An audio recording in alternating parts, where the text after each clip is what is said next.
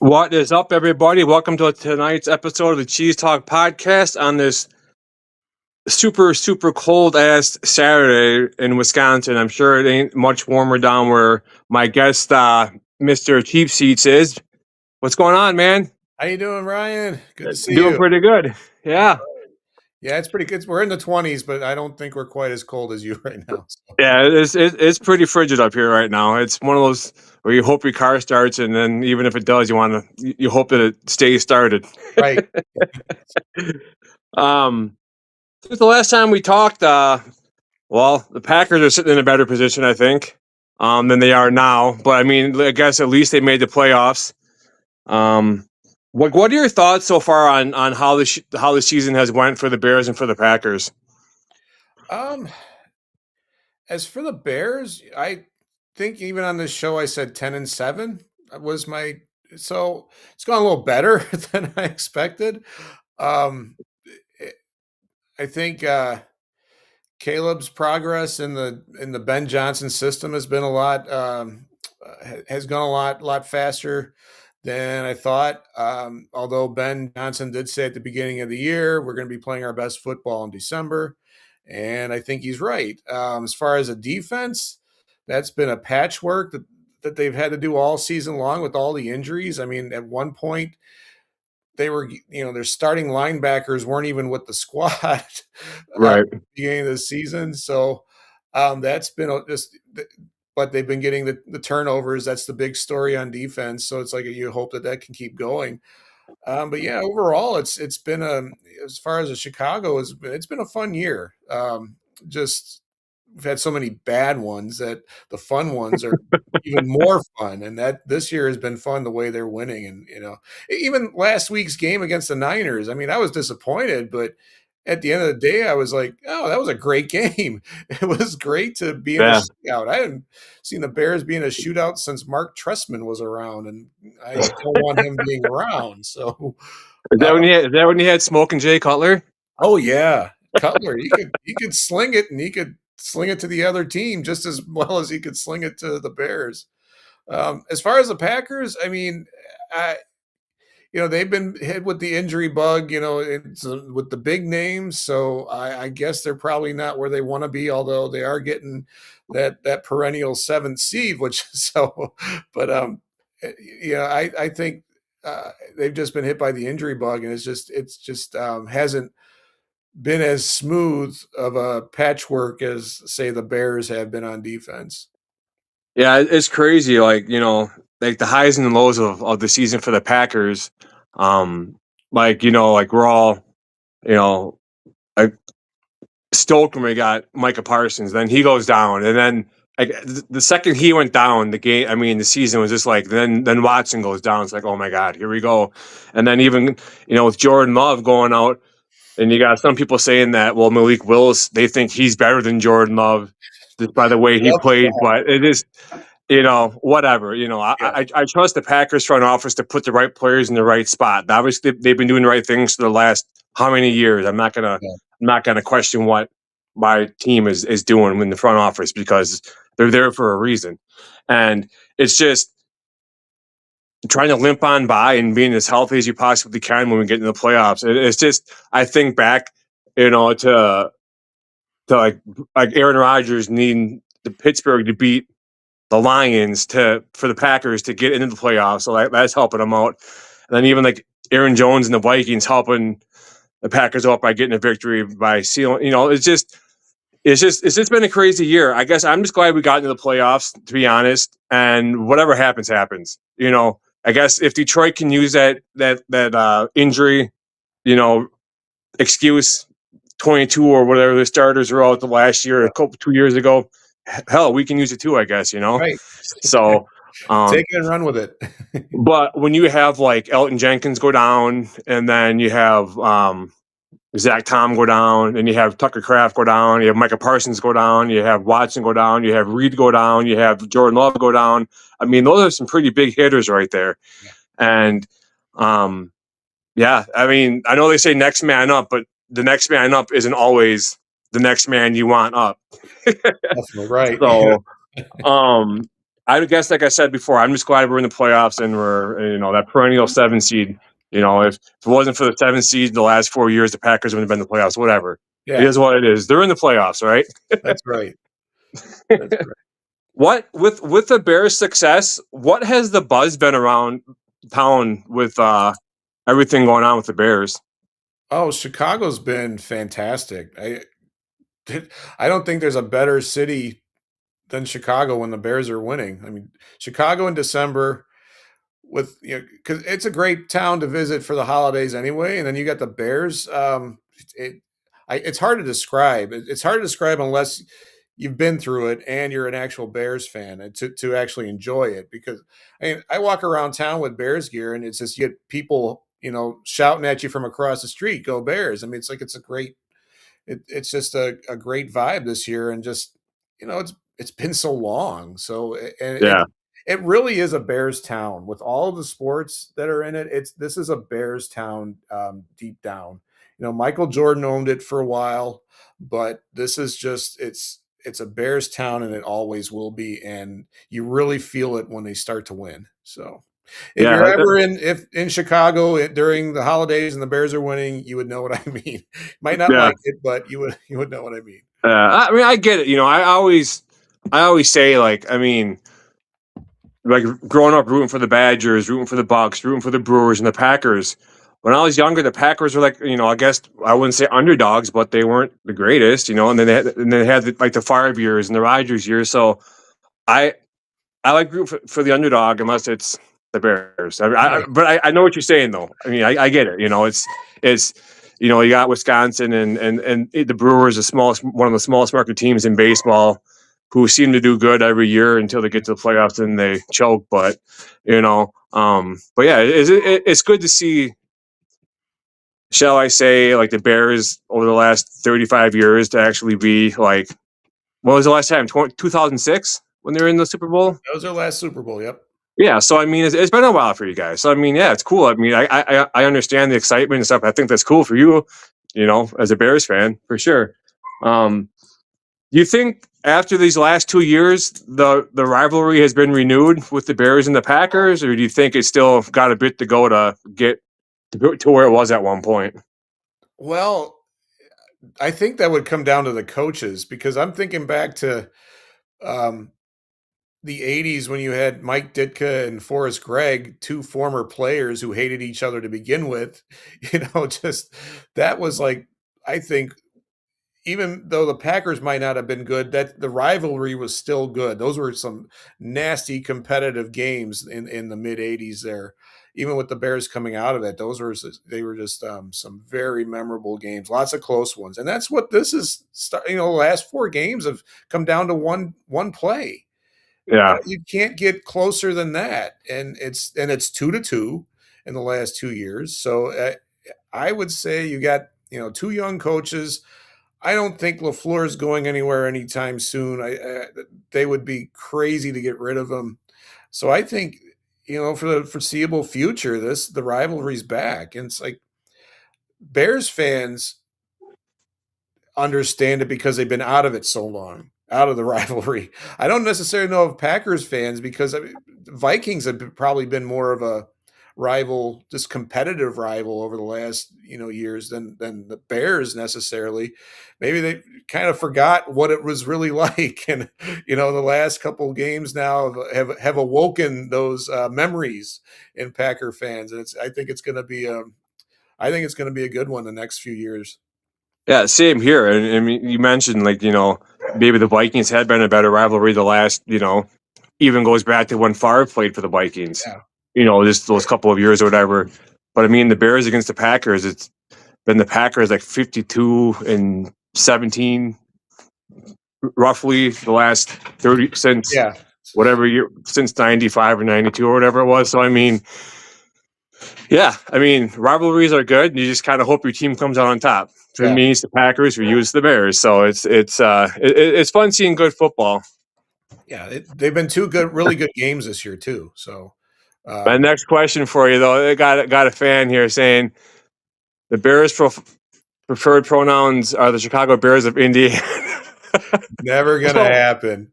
what what? Okay, so if that were to happen, what what would happen in Chicago? Like, what would the fan base do? Would they stick with them, or would they kind of be pissed off that they got relocated out of state? I think they would stick with I think they would stick with it for the majority. You might have a few that tail off, but it would be disappointing at the beginning, but come, September when the home opener, it's going to be packed.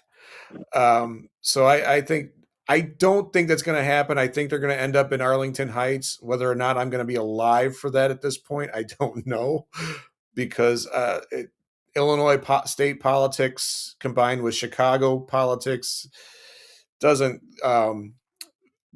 isn't a good match. And then you've got just the Bears' history of financial, whatever they've done. The McCaskey family. It's not the greatest combination of folks getting together and trying to get something done.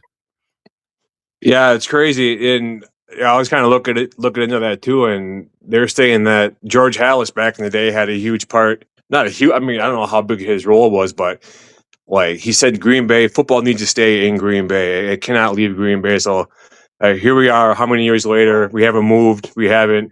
We're one of the only teams potentially that hasn't moved locations. You know what I mean? And they're Yeah, publicly same funded, stadium. and everyone jokes about like the stock and everything, but look at how the Packers are doing. I mean, they're sitting pretty good financially, I think, and I don't think they're going anywhere anytime soon, if ever. No, I think the league would step in, and do something. It's not like Houston or Nashville or one of those places that have moved around. I think the league might do whatever they could to keep Green Bay in Green Bay.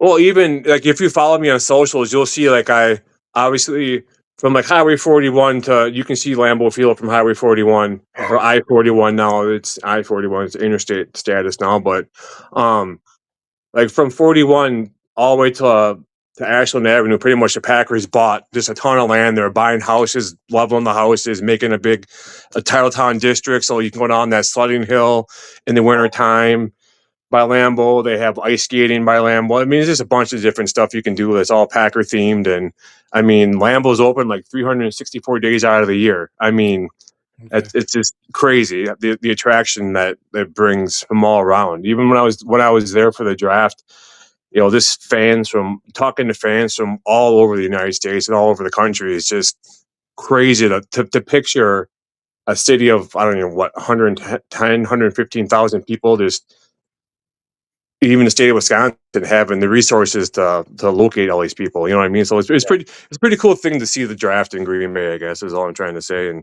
yeah. and just even the different fan bases commenting on like going to the Packer Hall of Fame and doing the stadium tour and just everything that was going on during the draft weekend was pretty cool. What with this current roster and the management, what do you think the sustainability of the team is? Do you think they'll be able to keep them together to have a good few runs? Do you think they'll get some big heads and want some more money and go elsewhere when their contract is up? All things being equal, I mean, if you look at all the guy on Bear Their Souls podcast I'm on Wednesday, Zim Raging Bear, Yep. he did a good breakdown of they're actually looking in the future in a good position to pay Caleb, to pay Roma Dunze, to pay Loveland. These guys on their offense. I don't have the know-how, but he just laid out that if they play their cards right, they could keep this young core that they've got. And I mean, you look at the first round draft choice of the last few years, you know, Darnell Wright, Loveland, Dunze, Is it Caleb, these guys, and then you Komet? got Isn't David Cole Burton. Komet? Isn't he drafted in the last couple of years too? Cole Kmet was not a Ryan Poles draft. He's been there. I think this is his seventh year. Yeah, Uh, but he's still a pretty oh yeah, solid foundation. he's young. Yeah, he's not. They locked him up last year.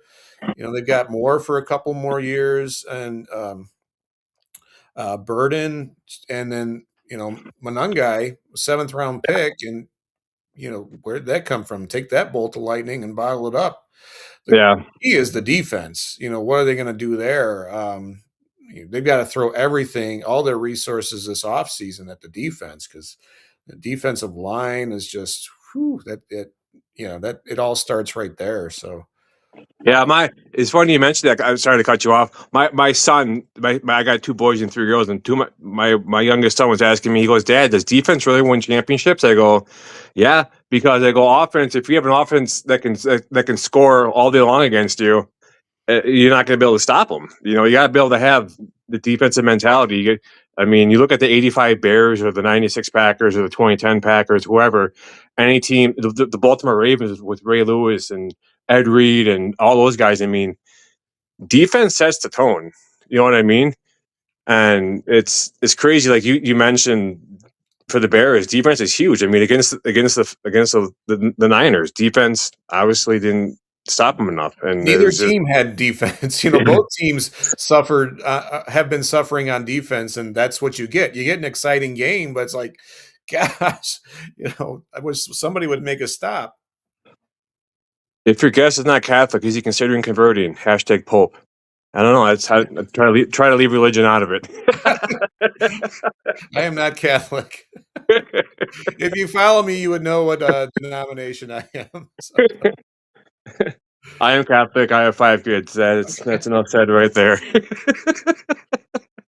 father was a But Lutheran yeah, minister, so yeah. But no, it's just crazy. You know, you think of like you guys have been pretty much riding the high all season long, right? And Mhm. we're riding the high, and then we got that damn tie against the Cowboys where it's like, man, like why does overtime have to end in a tie? It's Right. just it just ruins everything. But and then we got the injuries, and it's like, oh my god, here we go again. But I still think like we did good without Micah Parsons last year. We had a decent team without him last year. We had like a top 5, top 10 defense. So I mean, it's possible.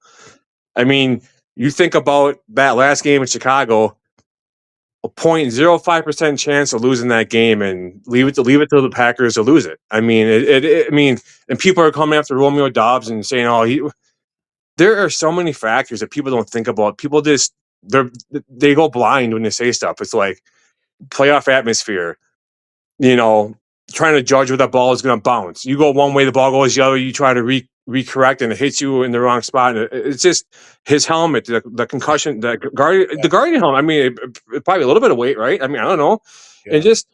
And then people coming after him and knowing what he dealt with last year with his mental health. He missed games last year because of his mental health. I mean, Mhm. people are just ruthless, and it's just like these guys are human beings. They're playing top notch level at sport, and they make a mistake and you want to crucify them. And it's just a game. End of the day, it's a game, and I don't get upset anymore over games. And it's just there's live to see another day, and Can I have my thought on the Dobbs play since you brought it up? yeah, I look back on it and his blocking let him down because it just seemed like there was no one there except 4 Bears ready to. I mean, Noah Sewell was right there waiting for him to touch that and just, level him. And I think yep. the human part of him just, he got the, what do they call it, crocodile hands or whatever, where he saw what was coming at him and it just, it didn't go the right way. But It's it like looked, you're going for a catch and you go to run up field before you catch the ball and you drop it. yeah. You miss the catch. It's there's a lot of factors. Mhm. Hell, if I would have been Dobbs, I would turn and swatted that ball out of bounds. You Something. know, yeah. But I mean, it is what it is. Yeah. For the whole year, we've been calling for Rich Bisaccia to get fired because he's just been.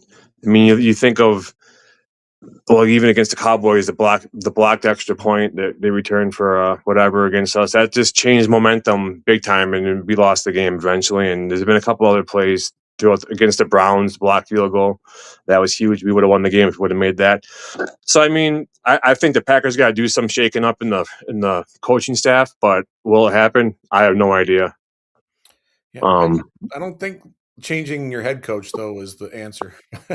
no, You know, I would have preferred to sign the other Diggs brother. Packers need more a-holes on the team. No, Stefan Diggs can stay in New England because he's probably gonna. He's right. not a nice person. Yeah. This is a good. this pickup isn't going to hurt. I mean, what do the Packers pay like 500,000 for him for this week, and then the playoffs? The league pays out the playoff money. So I The, mean, the way I, as the long way as I the look, expectations aren't so high, I mean, he could fill a he need. he can't be any worse than what we got in the field right now. There you go. You know what I mean? And the thing is too, he's 27 years old. Him and Parsons are like best friends from the Cowboys. Yeah. They have the same agent. I think he's going to be a Packer beyond this year because they can still buy, they can restructure Oh his yeah. contract next year. If Green Bay is what you need to be successful, I mean, you look at what happened to Charles Woodson. I mean, he was good in Oakland, but he was better in Green Bay. Mhm. Once you got to Green Bay, everything changed, and there's nothing to do in Green Bay. Whatever. Okay, fine, cool.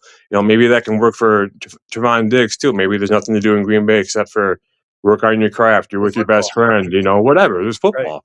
You know, and I think it's good. It can't be any worse. And I mean, I always, my kids always ask about, and other people, it's like, when we have pressure on the quarterback, if we can get to the quarterback before the 3-second mark, Yep. our cornerbacks are all pro corners. Hmm. But if you let your cornerback chase a receiver around the field for 3+ seconds, it ain't going to work. I don't care who you have out there. Someone's going to get open. Yeah. You know what Yeah. I mean? So it's just, yeah, it's when we had Parsons, he was getting pressure when he wasn't getting hogtied. He was getting pressure on the quarterback, and Yeah. he's making a difference. He's making everybody better. Another thing that hurt the Packers was Rashawn Gary. The last 9 games, no sacks. Yeah. What are you paying a guy for if you ain't going to get sacks? I don't think the Packers are going to have Rashawn Gary next year. What's his contract? Is he up to resign or I think he had one more year. one more year? Look at what a change of location did for Eric Stokes. Yeah, Eric Stokes is his one parting shot leaving Green Bay was, well, there's nothing open to eat after 10 o'clock in Green Bay, dude. Why don't you be self sufficient and make yourself food? You know what I mean? And there are places open past 10 o'clock in Green Bay to eat. He just doesn't know. Yeah. But yeah, no, I just think I'm still like, I'm still positive for this year and how it's going to end. Whatever, we made the playoffs. Granted, 7 seed. Like you said, the perennial 7 seed for the Packers. But I'm getting more excited about just the thought of what could be next year coming back. You know, Parsons' injury suck, but his ACL tear was a clean tear. Versus being Yeah. a bad tear, I guess it takes more operation or more healing time, whatever. Patrick Having Mahomes. yeah. I think his is So bad. they said that he's going to be back. Hopefully by the start of the season. That's huge. Yeah. Then you have a healthy Devontae Wyatt. Hopefully have a healthy rest of your team, a healthy Elton Jenkins if you keep him on your team or not, and in the draft. And it's just I'm looking forward to start with a healthy team next year because we haven't been playing healthy yet. No team has played healthy, but I Yeah. mean the injuries and Tucker Kraft getting him back too is huge. Hmm. It's going to make the defense second guess on it's just a whole bunch of factors that come into play when it comes to this year and next year. But I think the Bears are going to have a good run in the playoffs. I don't know. I think it's going to be a good game in Chicago, but I don't see the Packers potentially coming out of there with a victory. Yeah. I got on the ultimate fan bandwagon with the Bears.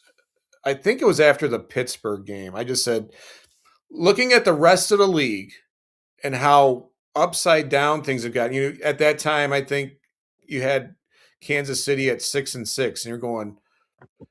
I was looking at it going, no one in this league scares me, and they should at this point. Like there's an automatic number one anywhere. Why can't the Bears win it all this year? And I was like, why not? Because who they've beaten, they beat the Packers once. They dominated the Eagles in Philadelphia. Everyone thought the Rams were the team to beat. Are they really? I mean, they can be beaten. Seahawks, they got Sam Darnold, who kind of turns into a pumpkin in the playoffs. So Yeah, you and they're know. playing right now too against the Niners. I don't even know what the score was. I was watching it Oh, before it yeah, came down. that's right. But I mean, I I do. I guess I'll go back and what I say. I do have confidence in the Packers that they can beat Chicago. But Yeah, I don't. It's going to be tough. It's going to be tough. It's oh, going to be yeah. tough. You know, I mean, there's a lot of ifs. If Jordan Love was cleared, he's out of concussion protocol, but they're going to play Tune as Oh, this okay, as the okay, starter. yeah, Malik Willis is the backup. I mean, Christ. I mean, crap. They said that Jacobs or Jaden Reed at one yeah. point were the emergency backup quarterbacks. In the It's Bears like game, yeah. That was I it's remember hearing like, that, like, what happens? it's like yeah, they're gonna do the wildcat formation and just no one's gonna know what the hell is going on. Well, think about in the Bears game, Leak, as well as he played, I think he only had, like, 9 pass attempts in regulation, Malik Willis, and so it's like they ran the ball, and they and they just kept running the ball, and they might be successful at that, at least in a game, and, but Well, yeah, he has an arm. He had a couple good. yeah. He had long passes, 40-yard touchdown passes against the Ravens the following week. Yeah, no, yeah, but just that Bears game, he didn't throw it Yeah, that much, and um, yeah, that if it's the Bears and Packers in Week 1, it'll be another come down to the last couple minutes. It's going to be close. I don't think anybody blows anybody out, and you just see who has the ball last when the dust settles. So yeah. I'm kind of looking forward to that. That's what it's all about. Right. I'm sure you've been following some of the Packer headlines, like, or you've seen obviously on socials. I know we have some Packer mutuals and whatnot, and I'm sure you've seen my post as well about the inconsistency on the play calling as far as like go back to when Parsons was playing and the blatant holds throughout the year. Like, what are your thoughts on that? Do you think that the refs are seeing it and they're just not calling it? They don't think it's enough of a hold, I guess, to throw a flag on it? Holding is like to compare it to another sport like traveling in basketball. It's become subjective. What you can get away with, and I think it's just a league wide thing. Everyone thinks that their players are getting held, and they can probably point to 10, 15 examples throughout a game where they're right. Um, but I think it's league wide. League wide. I don't know what they can do about it. You know, somebody said maybe make holding penalties, 5 yards instead of 10 yards. Maybe not make it such a severe penalty where you just make it a 5 yard one. That might just cut down on just having it be so egregious in some points, because a 5 yard penalty is much more manageable than a 10 yard penalty can just completely kill a drive. Whereas a 5 yard, like an offsides or something, it's not as bad. But yeah, I think it's league wide, and I'm sure there's plenty of a guy like Parsons is gonna get mauled. You're gonna have people on the other side just try to get away with as much as they can, and if they get a couple of holding penalties, so what? But yeah, I'm sure he's Yeah. probably getting mauled out there. There were some still shots where they had like he was like in the they had a guy like he was like in the V of his arm Oh, just from behind him, he's being held, and he's sitting there with his arms up in the air. yeah, And then there's like a picture from like behind the ref where the ref was looking directly at the hold, and no flag was thrown. It's like, all right, here we go.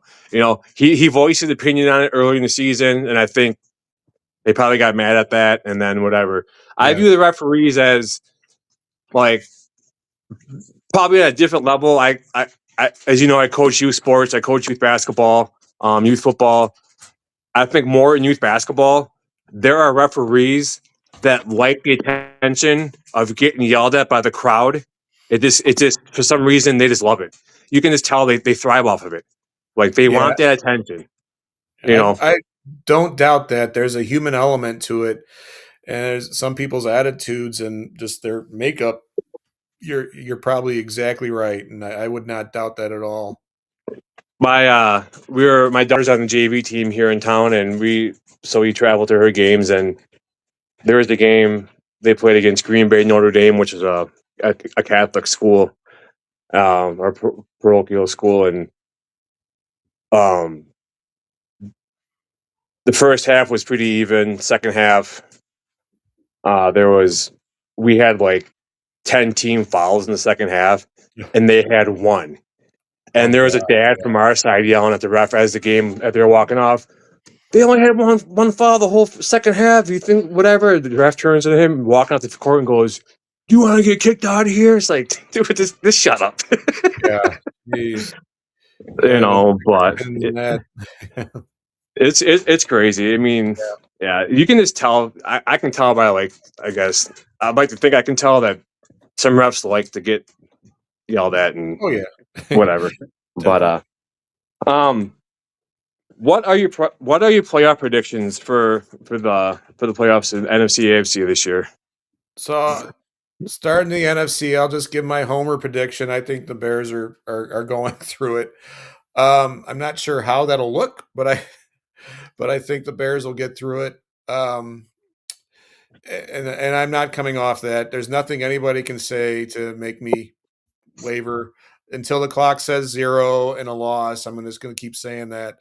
The AFC is just so it's really confusing because it's like, do you want to say Buffalo? Everyone wanted to say Buffalo all year, but they don't look like they're ready to do it. Um, the Denver Broncos, they remind me of the 2018 Bears, where they just had such a good defense, and as long as their quarterback doesn't make mistakes, they'll be all right. I mean, Bo Nix, he's not lighting it up, but he's doing well. So they they might be all right, but if somebody gets out to a big lead on them quick, I don't know what how they could respond coming back on a team. That's always an interesting thing. And who else? In New England's got some personnel problems right now with Diggs and who is the lineman? They've got somebody else that's got some. Yeah, Yeah. So who knows what's going on in that locker room right now? But Drake May has been looking like the next coming of Tom Brady up there, and so I don't. I would say if I were to pick one, I would say it's Denver coming out of the AFC, just because we're talking about defense and they seem to have the best one. So I'll say Bears and Broncos in the Super Bowl. yeah. I'm gonna do this. I'm gonna kind of be the same as you. I'm gonna go Homer and go. Why wouldn't I say Green Bay? Right. You know, Yeah. then that way, if it happens, I can say, "I told you so," right? Right. And I'm gonna go with Green Bay and the Bills. I like Okay. Buffalo. Um, Besides the Packers, I think it's well known that I like the Bills. I mean, I'm not like a diehard Bills fan, but I like to cheer for him. I like the way Josh Allen plays. I like hard hitting defense. I like all that stuff that Yeah. comes with the game. It's just been a crazy year. Like you said, Mahomes going down. I think the Chiefs, they're running us over as a dynasty. Could Whatever be. it was. I think the referees have found a new team to latch on to. Whatever team it is, I'm not sure yet. Maybe it's the Broncos. Maybe it's the Patriots. But yeah, I just think that the AFC, you never know. Even the Chargers. The Chargers are a Yeah. good team too. They're not It's bad. just when they're playing top notch, they're playing top notch. And Herbert's a good, or whatever, Abear, whatever you want to pronounce his name, Justin Herbert. He's a he's a good quarterback too. He's big. He has an arm. He can run. He takes hits. Houston's So playing well. Houston's got that defense going down there. The Texans, I mean, they could make a run.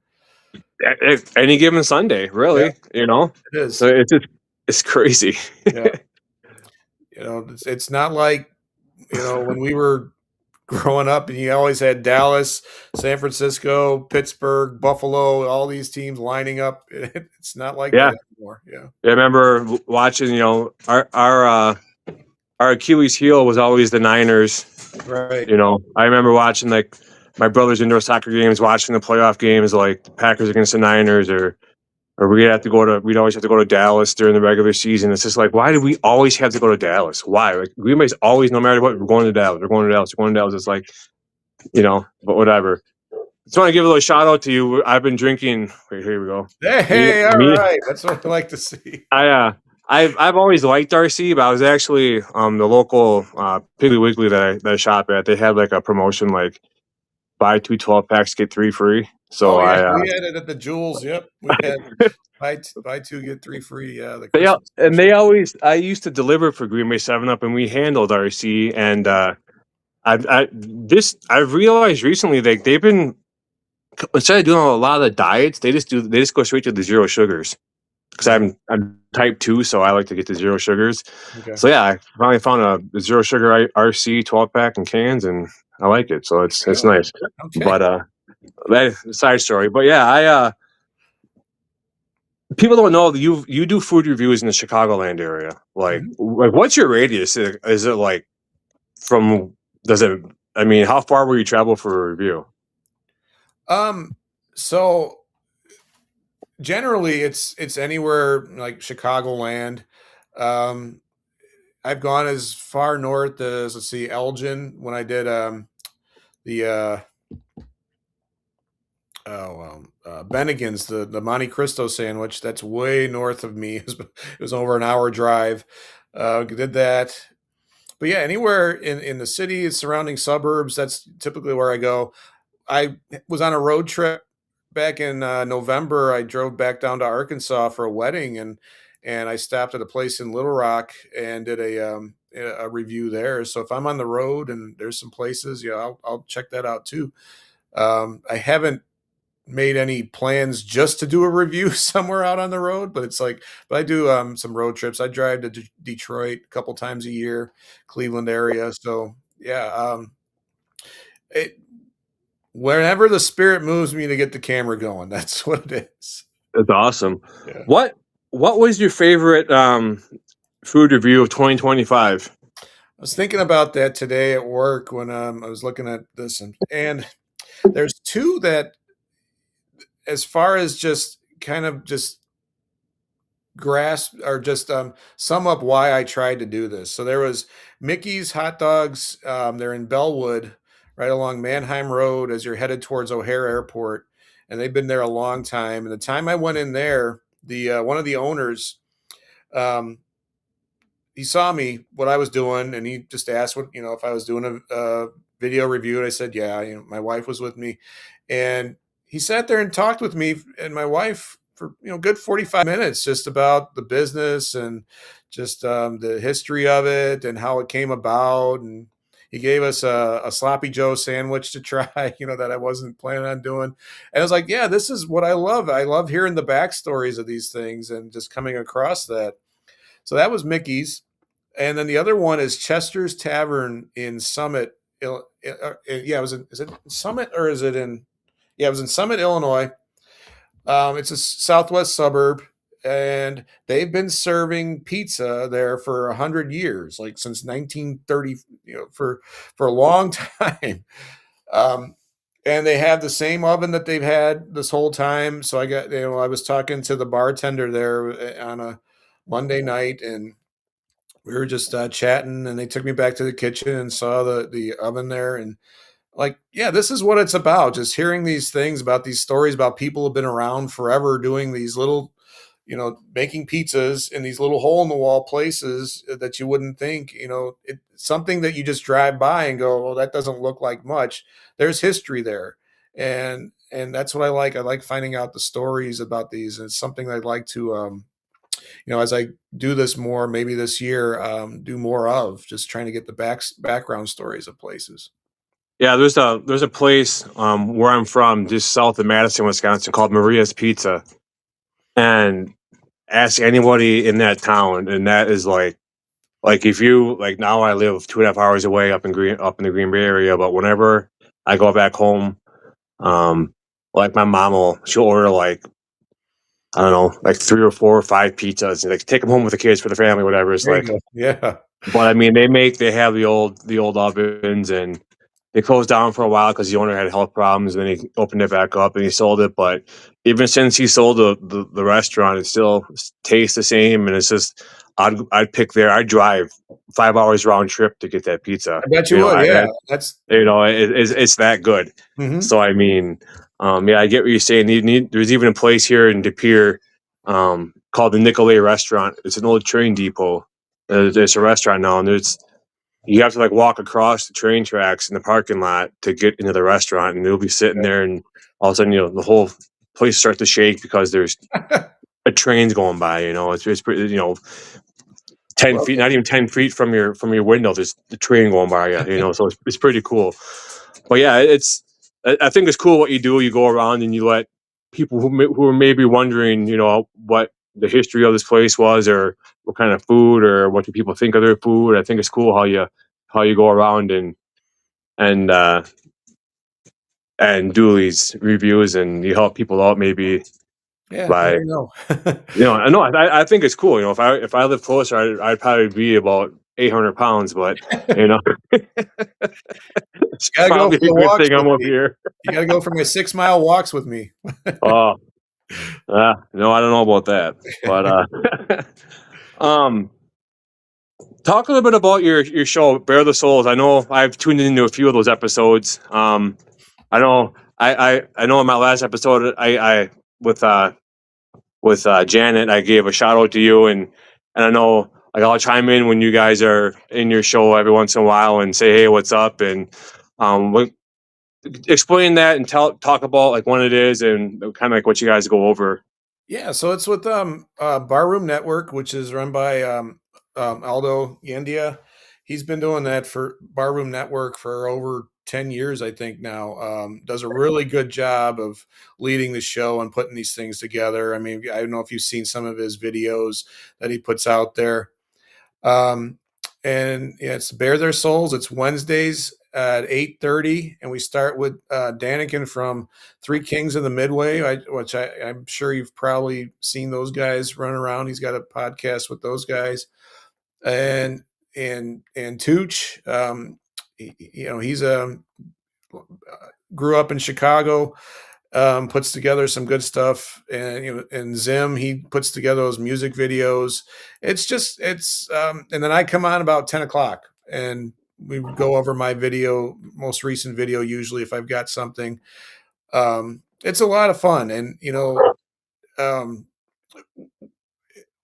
we just kind of get together, and it's like it's what it is. Bare their souls. We let the emotion come out, the fan in us, talk about the game, and when they lose, it's kind of like a therapy session, and but there hasn't been as much of that this year as in years past, so it's been a lot of fun. I've been with them since August now for the and I had been a guest on the show before, but yeah, Aldo runs a great ship there. Barroom Network has a number of shows. If you go to the YouTube channel, there's a number of shows on there. And Aldo's cousin has a great restaurant in Chicago, Papa's Cache, with the Hebrito sandwiches. It's a Puerto Rican food. It's delicious. I've reviewed it. So you can check that out on my YouTube channel. And but yeah, it's been a lot of fun. Yeah, I was gonna go back on. I was just thinking of what we talked about so far, and you mentioned that you don't think you see the floor going anywhere soon. I don't see him going anywhere either. I mean, people who want him gone, I don't think they get it because They I haven't mean, had bad coaches, and you know, okay. I've said numerous times like when he calls a bad game, people want him gone. They want him. They want his play calling abilities gone. But when he's calling a great game, we all love him. You know what I Right. mean? So I'll take the good with the bad. We've had more good than bad, so I can't see him going anywhere. They'd be dumb to let him go. They'd be Yeah. stupid. It seems like he has a good relationship with the front office too, and that's really where it's at. And yeah, why I don't think the losses have necessarily come down to his play calling. I mean, I, I don't want to sit here and make this a Jordan Love bashing, but like if you look at the Cleveland game, there was some questionable passing in there, even the Dallas game. So I think, you know, uh, I don't think it's on LaFleur.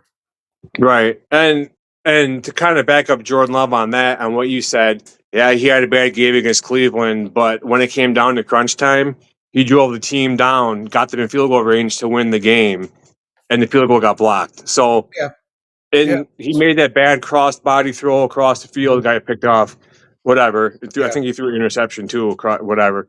But he had the team in position to win yeah, against the Cowboys. He had a major hand in scoring 40 points that game. yeah, He didn't have anything to do with the defense giving up 40 points. yeah. So I mean, he I think for the most part, if he stays up on his feet and he's not getting hurried, I think he's making really good passes. He's looking really good. I think he gets under pressure and makes some dumb throws, and that's bound to happen, you know. Under pressure, But yeah. But it's like, but as a Bears fan, it's so aggravating because it's like it seems like every time you see him drop back and he throws the ball, when it gets to the screen where the receiver, there's no one around the receiver. It's like, right, so there's got to be some scheming involved in that as well, which I give back to LaFleur.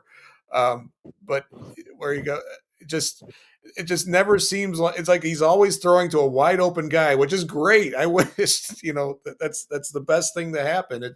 So and he's a very accurate passer. If the guy's there, he's going to hit it more times than not. So, but yeah, it's just and always frustrating because you just see the guy's wide open. yeah, and it's like the way he throws off his back foot and he's like falling backwards as he's throwing it.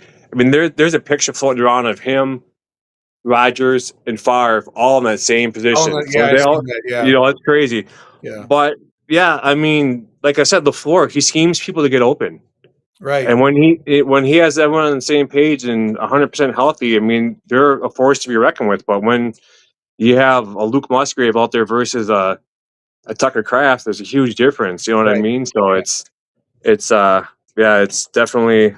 I think he's going to be around for a while. He's young. He's in his 40s. So I mean, I Yeah. don't. He's not going to go anywhere anytime soon. I don't think so. Um, but yeah, I'm just trying to think. What's your I'm gonna play this clip here quick, and I want to get your opinion on it. Okay. Okay.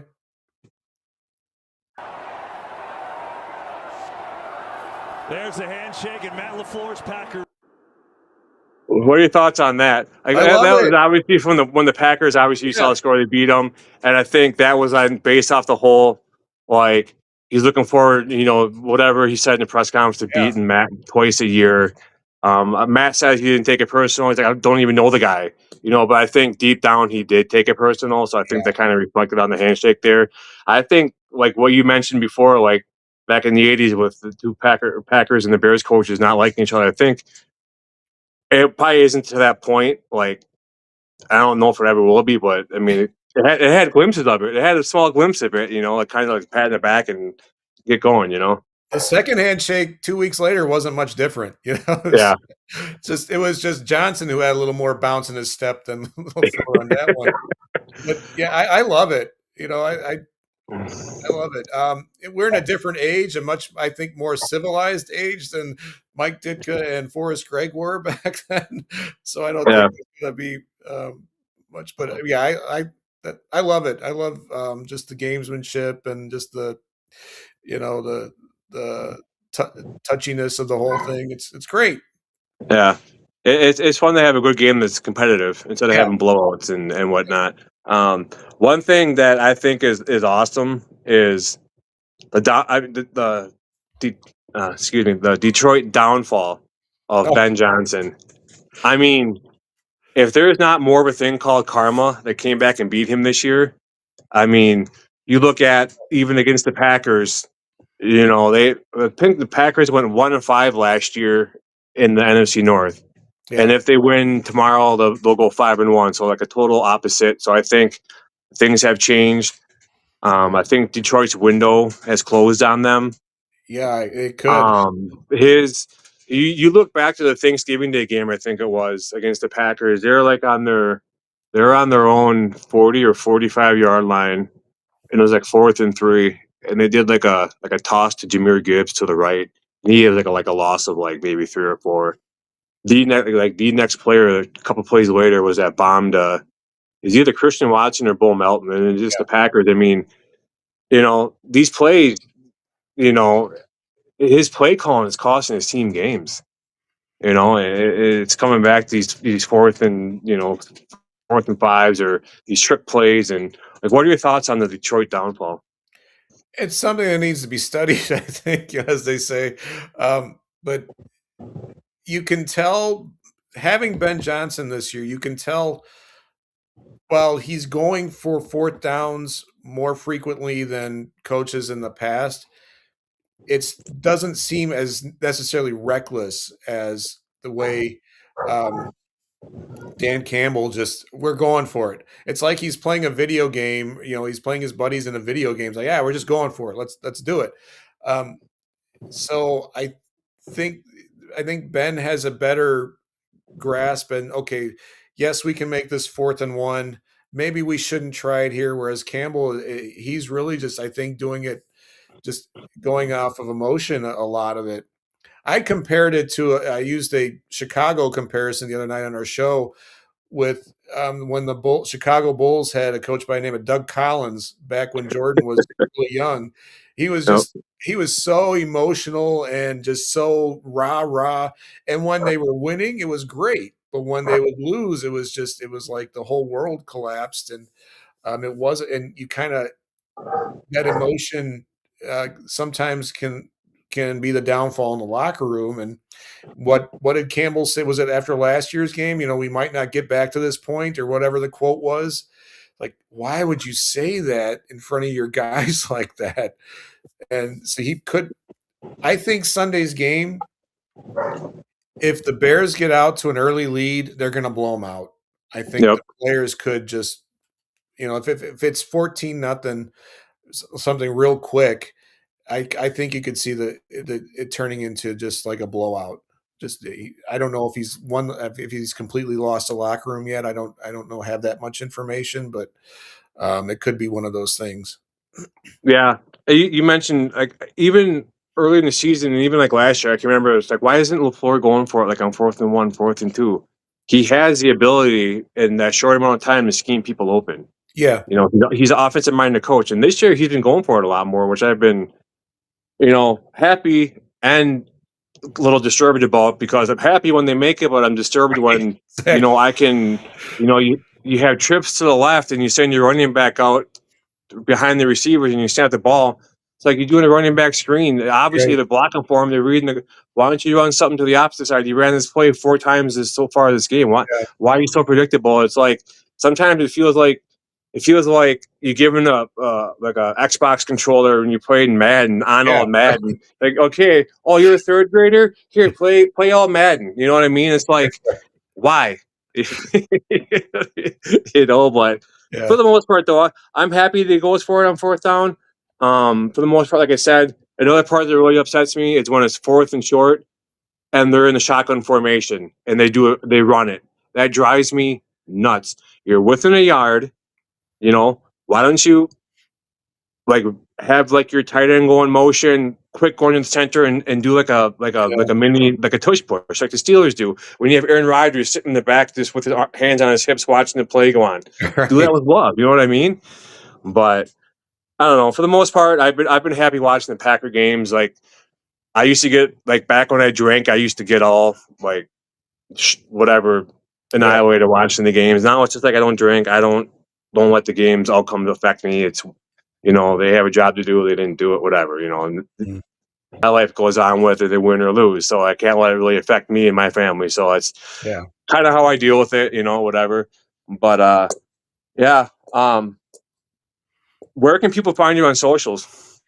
So I'm on X the most at Cheap Seats 411, and I'm on Instagram and TikTok, and then on YouTube I'm at Fitz Magic Shy is my YouTube channel. That's where you can check out all of my videos. I've got 77 food reviews on there now, I think, and I don't even think that's a lot. But that's where you can see all my food reviews. Is on my YouTube channel at Fitz Magic Shy, and check me out Wednesdays at 8:30 Bare Their Souls on Barroom Network. That is on YouTube Live, and it's also live on X, so you can check it out twice. And if you don't get it on Wednesday, you can get it the next day. It seems like whenever you do your reviews, like I'll be on X and your video pops up.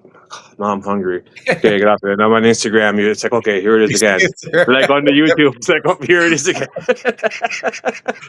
I'm everywhere. But no, I like it because it gives me ideas too of like what like stuff I can make at home. So that's kind of cool. So yeah, absolutely. Well, I appreciate you being on. I would say good luck. I would say good luck in the playoffs, but chances are you're playing the Packers first. I'm not going to say it.